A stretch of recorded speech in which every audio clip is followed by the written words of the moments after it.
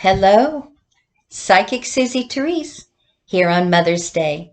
There are psychics and there are psychics. I always start out by saying that. I'm a Catholic psychic. What's a Catholic psychic? Well, if you're using your gift that you're born with, and when we're baptized, I believe, it's my belief, that we're given gifts from the Holy Spirit. And mine is prophecy. Do I like being a psychic? I love it. I'm addicted, but it's a good addiction. And I'm going to go through every background. I've done a lot, I've achieved a lot, and I have wonderful people to work with. Finally, I know I've said this before, but you would not believe how great they are. But you'll be meeting them not too long from now. They'll be part of my guests. I wouldn't even call them guests. Part of the repertoire of the Trinity, Father, Son, and Holy Spirit, of the situation that we're going to manifest. Now, today is Mother's Day. I don't know if you had a good mom, if your mom's still alive, if your mom is dead, or you might be like me. You had a mean mom that didn't love you. Make no mistake, though, we always try to get our mom's love. And children will do anything to stay with a mother, sometimes at their own expense. Now, I want to start talking about how I became psychic, little snippets. But this hour YouTube show, I'm going to talk about a little astroweather, where are the planets, and that's always so fun. Check the weather, tick tock, where's your psychic time clock? But I want to talk about my extensive background. I am an ethical psychic. I did study astrology. Robert Cole, a lot of people in Santa Cruz remember Robert. He died young. And he taught me tarot. He also, I'm certified in astrology. I've done charts for over 40 years. I also am a medium clairvoyant, and that's a step up from just being a psychic. Yes, I read the present and the person's entire future, including their death if they want to know. It's on the menu, but that's not anything that you want to force upon a client. We're focusing on your life, not your death. But even in palmistry, and I studied palmistry for 4.5 years, everything shows on the hand. And also I do numerology, which is fun. And I do Chinese astrology, and I do the I Ching. And I know I'm forgetting something. I worked with battered women as a volunteer for 10 years. So I'm very aware of the battered wife syndrome. And of course, that can pertain to men as well. And also, I worked with schizophrenics at Harbor Hills Mental Facility here in Santa Cruz as a volunteer. They don't call it Hills. They do call it Harbor, I think, Center. They changed the last name, but it's still on 7th Avenue. They had never had a volunteer. This social worker, activities director said, we've never had anybody want to do this. Why would you want to do it? And I said, it's a dream. And I did that for a brief period of time. It was very painful because the souls are so sensitive, but they suffer greatly. But I walked away from that experience. I still remember all the patients that I worked with. There was community 1, 2, and 3, and the activities director said, which community do you want to work with? And community 3 were the long term. One man even had a lobotomy, which are illegal now. But it was it's something that you have to, as the activities director, explained, be careful about getting attached because they're cyclical. And of course, academia oriented with her degrees, it's one thing to explain it and it's another thing to experience it. I don't regret it, but I couldn't do it as long as I wanted to. It was too hard on me. Also, before that, I was a nurse's aide, they called it back in the 60s, working on terminal cancer floors. So I loved my patients. I did it 3.5 years, and I learned a lot about the dying process. Back then, they would just open you up surgically and see if your cancer has metastasized. If it had, to what degree they would send the patients home, and then we would see them again as they were experiencing the end of their life. That was, I love compassion. I never had any when I grew up in my family of origin. So I love being compassionate. And it was a very spiritual experience before Elizabeth Kubler-Ross, that wrote the big Pioneer on Death and Dying, Stages of Grieving in Our Own Death. Very powerful book. But I would watch the stages with the patients. And a few days before they would die, they had sort of a translucent look, etherically, and the aura's dropping before they die. And there was a lot of grace and peace that would come upon them. And it says in the Bible that, God says, you can't come to me except that as a child. And so you would see their inner child in them. And before that, I worked briefly in convalescent home. And I had 48 patients. They called it the snake pit. But I loved my patients, and I remember them to this day. So now we come up to updating to where we are now. There's a book called Healing the Child Within. I was thinking about Mother's Day today, and if I wanted to even say anything, because my upbringing was so wretched, it was just horrible. However, we were all very devoted to our parents. We were good victims. I had it the worst. Even my siblings agree about that. So I was beaten the most and mocked the most. However, the good thing is I had a wonderful psychiatrist, the co-founder of the Haight-Ashbury Clinic, Dr. Don Wesson. And God just put him in my life. There were no pills. It was the first time I met him, I had to point to my mouth. I couldn't talk. And I've had friends say, oh, you could talk now. Well, they can be facetious, but yes, I'm very loquacious. I love to talk, and I love all my feelings. And one of the things I'm going to teach the audience about your own feelings is just that there is no such thing as thinking positive or you're being negative if your thoughts. Mental health, Dr. Wesson said many years ago, he went like this: mental health is dealing with life and life's events appropriately. And I remember going through my first divorce. I was seeing him still. And he said, you're going through a divorce. You're going to be angry, sad, and unhappy and confused. And I said, for how long? I remember, for how long? And he said, I don't know, Susie. Well, it took, in my case, 10 years to get over the divorce.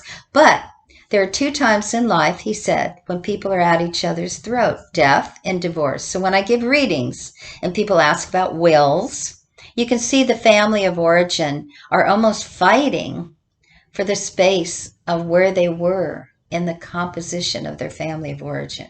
Some people will be very sad over the parent dying. The other person will be controlling all the events.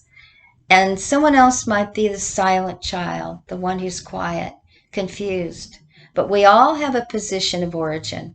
And Dr. Wesson taught me in his beautiful diplomatic way, regardless of what you accomplish in your life, Susie, your family of origin will always put you back to where you were in the family. I remember that to this day. And an alcoholic home, which I grew up in, there's the caretaker, the rebel, the entertainer, and the invisible child. Which do you think I was? Yes, the rebel. And I love what I do for a living. I love it. It was perfect for me. I placed 3rd in the entrance exam of LVN nurses training nationwide. I did not care. I didn't care. I didn't want a degree, and I hated school. The Catholic girls' school were horrible. So everyone else, my siblings, got degrees. I am the person that went my own way. And so in a reading, I'm going to give my number out and tell you how it works with readings. Now, phone readings work beautifully. My format is that if somebody comes in front of me or they get a phone reading, I instruct them on the phone.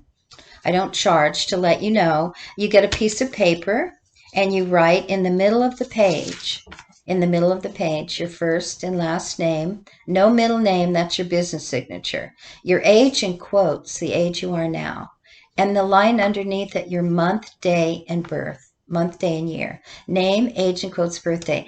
That is not based on astrology. It's psychometry. When I receive that, along with your payment, I do an hour, hour and a half, or 2-hour life reading. You can ask when I receive that. I touch it. I say a prayer, and the prayer goes like this. Committing ourselves to divine law, we do erect around ourselves today, 25 feet in all directions, the radiant blue sphere of protection. We are now open and clear receptacles for the use of God's Spirit. Amen. Now, I am in a trance right now because I'm so used to dropping into a trance. And a trance is how I read. If you get channeling, which is the part of the reading, which is turned over to the Holy Spirit, your guardian angel that's assigned to you even before you're born, it says in the Bible. It's perfectly suited for your vibration. It's in keeping with your essence. God knows everything. He picks the perfect guardian angel for us. And after the guardian angel's work is done, even afterwards, the guardian angel, as God will say, you did your job, but you're still going to know your guardian angel afterward. Now, you do not have to be a Catholic to be read. My motto is, there's no one I turn down. So I've worked with people that are bitter, that hate God, that are atheists, that every kind of human being from A to Z. If I'm reading a child, the underage child has to have permission from the parent. If it's a gift certificate, or I've had people say, I want my daughter to get a reading. And I explain to them that really channeling is your whole life coming in like a movie. So I kind of spend 30 or 40 minutes going through. There's fun little things that you can do. You can do the numerology of the child based on the birth date. You can do a chart and talk about the real favorable points. Jupiter, good luck, where is it? Where is the moon, the emotions? So you can sprinkle in appropriate predictions. But when it comes to really predicting, because life is filled with good and bad and everything in between, this is a grown-up reading. But it also, getting back to reading the parent, no one should get a reading unless they talk with me first about, have they ever had a reading? Have they ever had an honest reading? There are psychics and there are psychics. There are psychics that will lie to you and tell you what you want to hear. That's really sacrilegious. And, God will judge them at the last judgment. And then there are people that are well-intended. They're like grandmother figures. They're nice, life coaches. That's not what I would call a gifted psychic. If you abuse your gift, you lose your gift. And I've never lost my gift. Am I 100% accurate? Of course not. And if any psychic says that they are 100% accurate, they're lying to you. Only God knows everything. Now, how much do we create our own reality? Well, the predictions that I see are around love and money and health, your spiritual path, your karmic theme, and what's the co-creation with you and another person. So in an hour reading, I don't like doing hour readings, but I still offer them. The hour's kind of chopped up, 10 minutes for health, 10 for love, 10 for career. You can ask about little snippets of 2 other people. But remember, just think about what happens in your life over the last year. This is a reading from your present into your entire future. And it is filled with predictions and why I see what I see, your psychic time clock, but also warnings. Sometimes I believe everybody's a little intuitive, and we can get gut feelings about things, and we project on situations the hope for desire of what we want, especially around love, or I want to have this job, or I want to move. I had a client once, she wanted to move to Indiana. She wanted this particular job. I had read her before, and she got a phone reading, and she said, will I get it? I said, yes. Oh, good. I said, well, you know my readings. Let me tell you how you feel about Indiana. In her case, this is not anything to do with how I feel about Indiana. You will hate the climate and you'll move back. No, I would never do that. She started arguing. I said, I can only tell you what I see. You will get the promotion. You'll feel your way through. And after about a year, you'll move back. And that is what happened. So when it comes to if you're married, if you're living with someone, you don't want to leave that person out of your life. You want to write down any relationship that you have, and you write their name, age, birth date. I send all the papers back. I don't want them, but I use them for the reading because it's psychometry. It's like a blind person reading Braille. It shows their life like a movie. And I do have the person say their name, age, birth date. Now, when it comes to reading the dead, you write their name, age, birth date, and death date. Sometimes people say, I don't remember when they died. I had a woman one time when disco dancing was popular, and she said, I met someone. I don't know if I'm going to see him again. He wasn't dead. But I said, well, write down the date you met him and just put the man. And I read it, and I saw when she'd see him again. When it comes to the dead, if you know their name, you write their name and the age you think that they were when they died. They will show up. What I do in readings is I look at the unquiet dead. I want to make sure they know they're dead. If they don't know they're dead, we want to be able to release them to God. The dead will always talk about their death, and they want to. And they have messages for people that are still on the earth. I read animals too, and the co-creation and the karma that you have. Now, let me give you my phone number because I don't text. I have to warn people. Texting, when I do a lot of radio work, and the talk show hosts would say, we have emails. This person has a mini question. I said, I can't read it because it's too clinical. And you're not a clinical person. You're a human being with an aura. And the person I read the aura doesn't lie. So the name, age, birth date is necessary. And let me give you my phone number. It's 831-588-9801, 831-588-9801.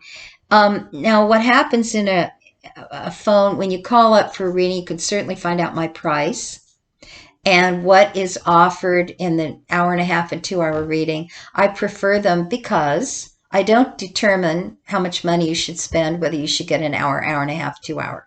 But remember, we're reading your whole life. And the 2 hour reading, you can ask about 5 other people. They can be alive or dead. And I give you instructions. I'm very patient. I don't charge to tell you what you mail and how to write it out. Basically, you're writing on a white lined paper. Every person that you want to know gets a paper, their own paper. And you write their name, their age in quotes, their birthday. Before you write it, you say to yourself, including your own paper, I'm writing down my soul, so that what comes through are not your projections. Oh, I hope she sees this, and I hope, oh, I'm afraid. Those are your feelings. Those are important. Your feelings are very valid. But we're not reading what you're emoting. Those are called projections. I go in a trance, I remove your projections, and I look at what is. And it's a very detailed reading. My first reading with Carolyn Gaudier, who was my mentor, I had a dream, a prophetic dream, that my first husband was going to leave me. The dream was in color. Marty was a wonderful husband. He was, I call him the husband out of the Bible.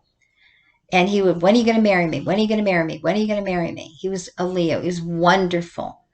But I agreed to marry him. I was in love, but I wanted to wait. But he was the best thing that happened to me from my upbringing. And after 3 months, I looked over at the health food store in Santa Cruz. There was Paul, my childhood sweetheart. And I said, oh my God, I'm still in love with Paul. And I repressed it. I remember repressing it at that moment. And I didn't want to feel that. I'm a Catholic. That was my first marriage. I became anorexic. I had pain, and I used to call him Paul by mistake. It's not really funny. But he would say, you know, you haven't told me you love me in 2 years. And I said, I haven't. But I would drive by Paul's house, very nervous, anxious. Well, Marty, as Carol said, created a car accident and almost died. And after that accident, everything changed. He came back in his body, his needs, what he wanted to do, and he left me. Carolyn came in my life. The first reading I got changed my life. How did it change it? Every prediction was not a happy one. She said, it'll take you 10 years to get over them. I said, 10 years? What am I going to do for 10 years? She said, you're going to mother yourself. It's called reparenting yourself. And that ties us into today. There's a book called Healing the Child Within by Charles Whitfield. Healing the Child Within, a national best-selling book in 8 different languages. That book is so excellent for getting in touch with your inner child, reparenting yourself, even if you have good parents. It's a way of learning to ask your inner child, what do you need from me today? And to be able to protect, to learn boundaries, to learn to be comfortable in your own skin, no matter what you feel, and not shame-base yourself by telling yourself, think positive, because what if you don't feel positive that day? What if you are pregnant and God gave you a baby that perhaps had a brain tumor and died? Is that something you did wrong? No. So I'm going to instruct the audience about predictions and why our feelings will magnetize what we draw to us. What we fear, we draw. What we resist persists. Also, the vibration of reparenting yourself and mothering yourself. We marry our unfinished business. Many times people will watch how their parents, or if they have both parents present when they're raised, they'll integrate it and they'll end up marrying aspects of their upbringing that they internalized, and it goes in the subconscious, which is the memory bank of all experience. So we brush up against what we're trying to heal. The hour-and-a-half reading, you can ask about yourself and 3 other people. You don't have to ask about other people, but if you're not over someone, if you are going through a lawsuit. Now, when it comes to lawsuits, I don't tell anyone what to do legally. When it comes to diagnoses, I do not diagnose. Everyone should be under the care of a physician that they like. But I can tell you what something feels like. Many times, if we don't feel our feelings, and many times people have a very difficult time feeling sad, like I want to hurry up and be happy, and they'll go interrupt their psychodynamic feeling state by having flings, or drinking down their feelings, or darting and dodging. And it's really hard to stand still and let it hurt. But if you can do that, the healthier you are, the healthier the relationship you'll manifest in your life. Now, I do palmistry. You can Xerox your hands. They work beautifully. I don't know if they still use the word Xerox. I'm not savvy with anything, computers, or I have people, my friends doing that. They're here with me. And I'm hoping that today that they'll join me. I just love them. I can't believe it's like pinch me. I just love them. They're fun and they're smart, and we just click, the Trinity. So the hour-and-a-half, you can ask about 3 other people. Now, I help you. If you want to write questions, you can do that, but it all comes in through like a movie. And I never say you should or shouldn't, because that would be interrupting your free will. What I did with my first reading is Carol manifested why Marty left. She said, you were bored, but you wouldn't have left. You were pushing him out, but you wouldn't have left. And I said, well, I'm a Catholic. You can't. Oh. And everything she said was true. Was she being mean? No. She was being honest. Every single prediction was worse than the one before.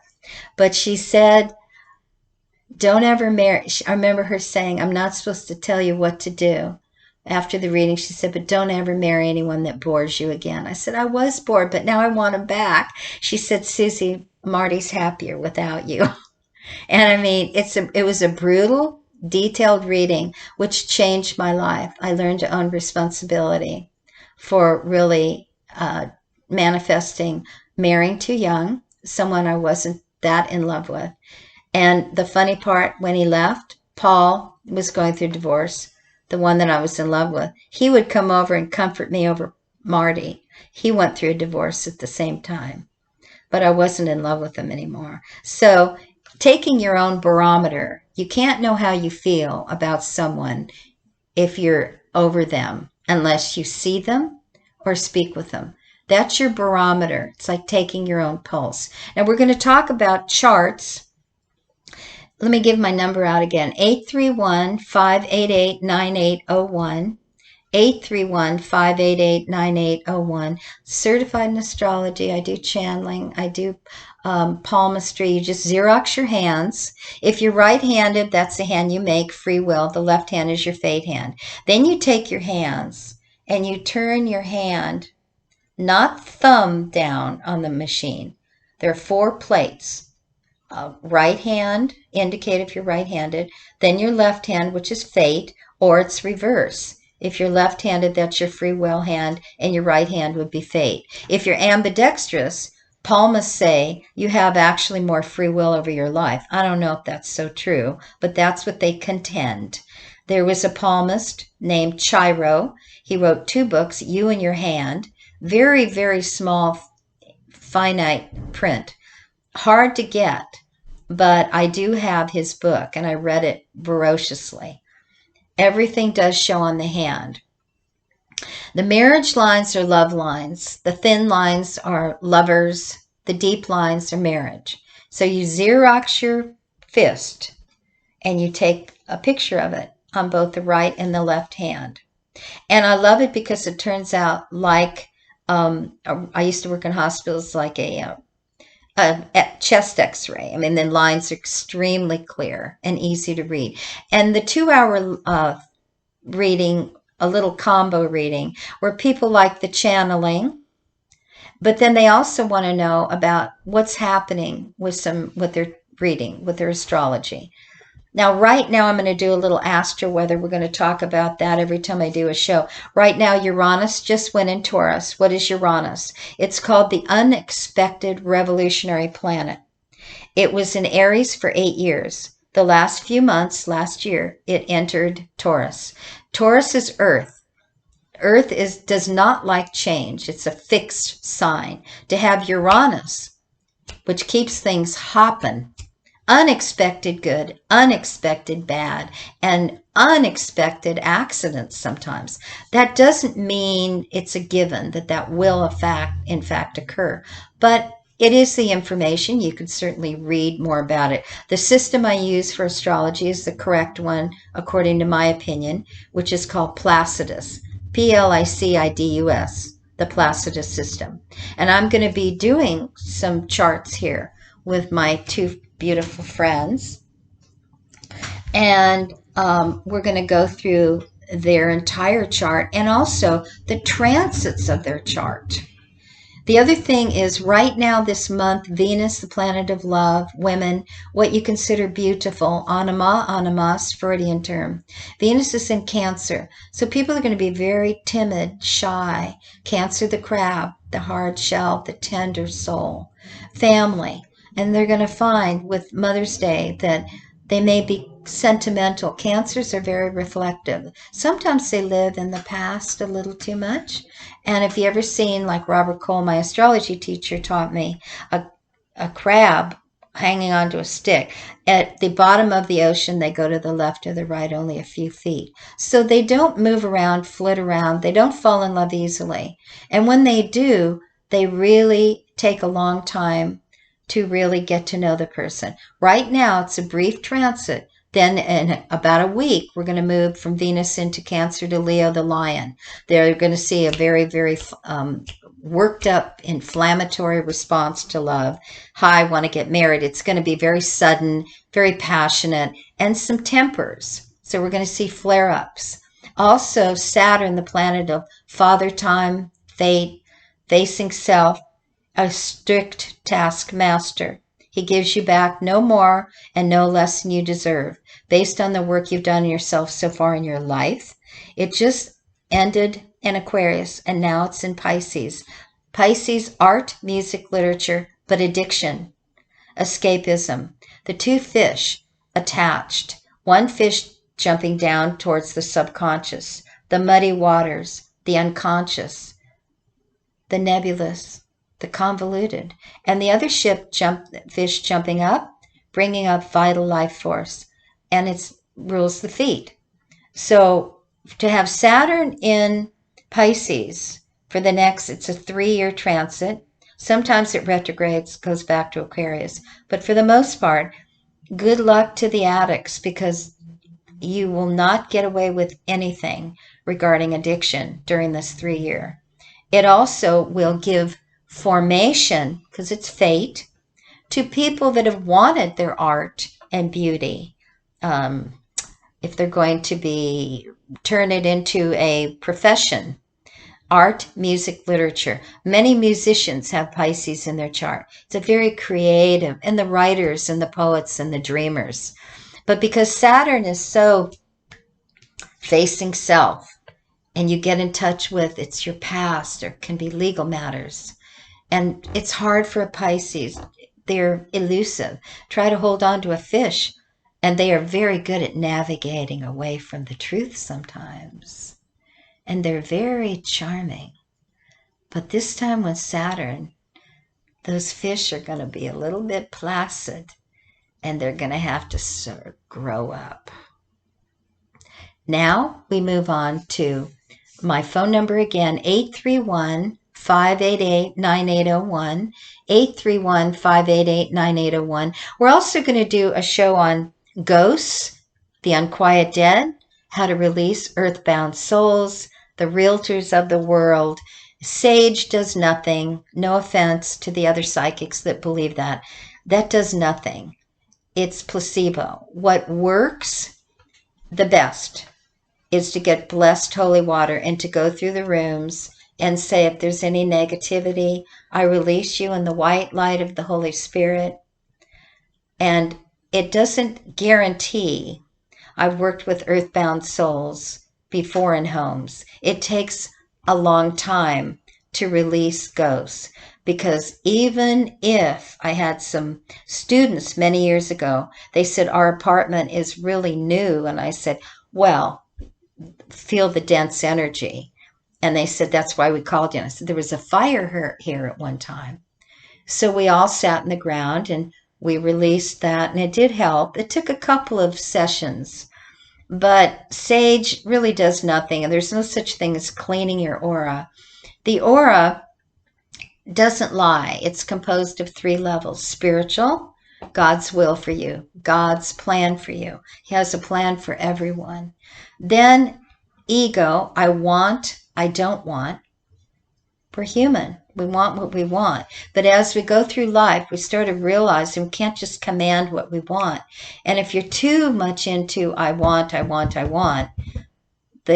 definitely the universe will test you with it and say, I'll fix you, because you can't control other people. And if you try, you will get your hand slapped, your aura slapped. Then there's the subconscious. Some therapists contend 80% of what people manifest comes from the subconscious.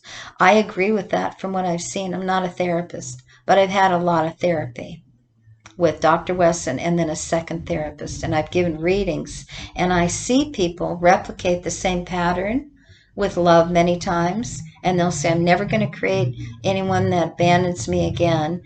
And I say, you have the opportunity to reparent yourself, get some therapy, kind of script out what you'd like in the next relationship, and work on healing.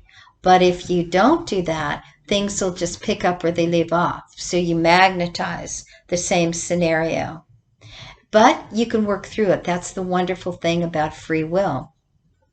So the other thing we're going to talk about is meditation and visualization. Carol, I worked with Carolyn Gaudier, Sagittarius, December 7th, the Immaculate Conception's feast day. I'm December 10th. She had Scorpio rising and moon, and she was beautiful. She would go in a trance, beautiful soul, never lied. She was 100% accurate with me. She predicted my next husband, his name. I said, I don't like the name Rich. What does he eat? Well, he's a Taurus. I don't like Taurus men. Well, what does he eat? Well, he eats fish. I don't like fish. I like meat and potato. And she'd stir her coffee. I want Marty back. I point to the back. Marty's not coming back, Susie. It'll take you 10 years to get over Marty. He'll marry someone in a year with big, pretty blue eyes. That's exactly what happened. And a prediction isn't taking over your mind. She said 10 years, so she's like coding me. No, of course not. She was reading how long it would take me to reparent myself, to learn to love myself, and to let go of the vibration of Marty. She's very patient and very wise, and we would do meditation, visualization, and it was fun too. Readings can be really interesting. So, Carol, I worked with her 4.5 years. I studied palmistry with a woman that called herself a gypsy. She didn't have a background of gypsy origin, but she had a little van and a dog, and boy, was she a hell of a good palmist. And so, along with reading Chiro, You in Your Hand, and working with Sheila, also certified in astrology, and numerology is fun as well. When it comes to tarot, we're going to do that too. I will give you a little snippet about tarot. A correct tarot reading, you do not ask the cards a question. That's projecting in the cards your emotion.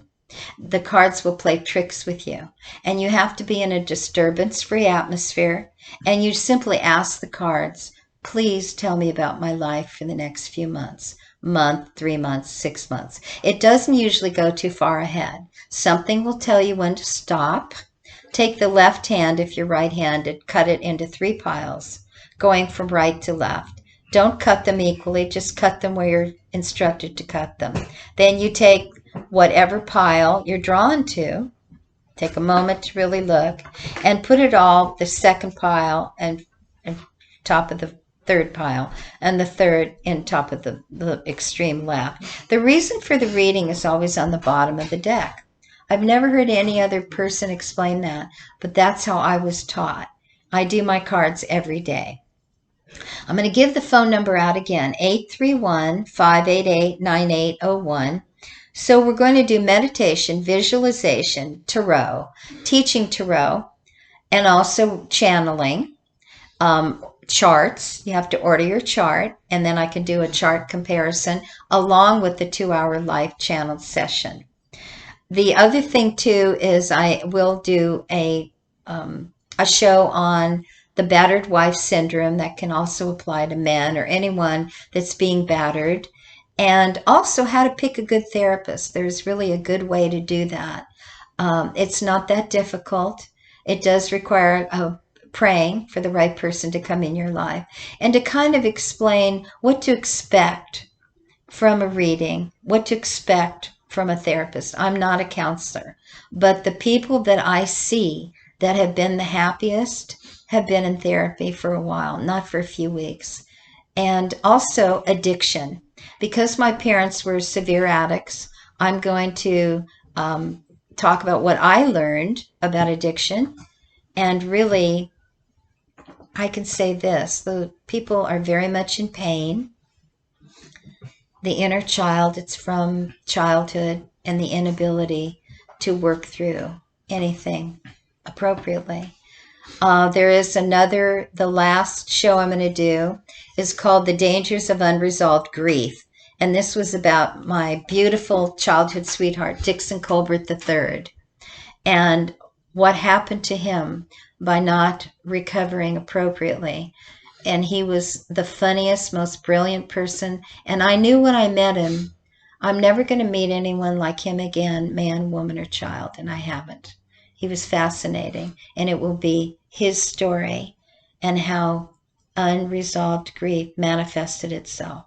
So, Healing the Child Within by Charles Whitfield and Homecoming by John Bradshaw. Those are the pioneers in inner child work. It was very in the 80s to talk about your inner child. Not so much anymore. So I want to give my phone number again to set up a private session, 831-588-9801.